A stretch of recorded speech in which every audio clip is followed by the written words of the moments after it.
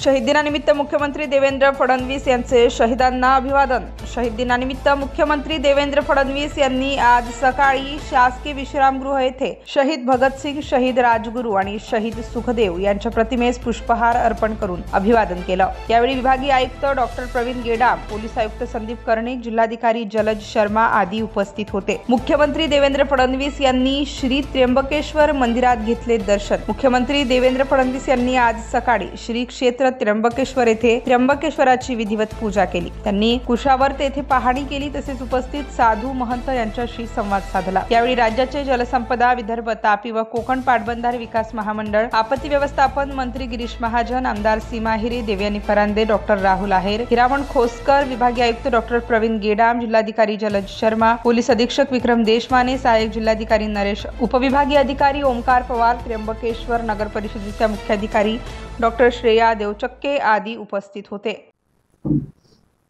दर्शनाकरता corridor तयार करणं असेल, पार्किंगची व्यवस्था असेल, त्या ठिकाणी शौचालयांची व्यवस्था असेल,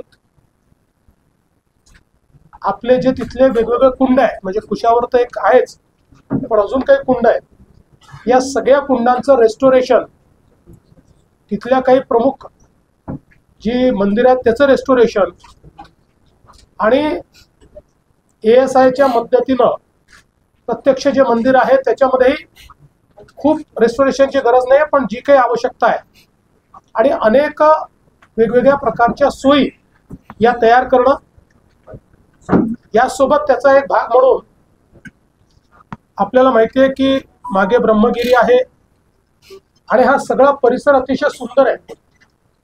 त्यामुळे या ठिकाणी नॅचरल ट्रेल्स तयार करायचे, अशा प्रकारचा देखील प्रयत्न या आराखड्याच्या माध्यमातून करण्यात येणार आहे। मी प्रशासनाला सांगितलेलं आहे की त्यांनी पुढच्या तयारीला लागावं।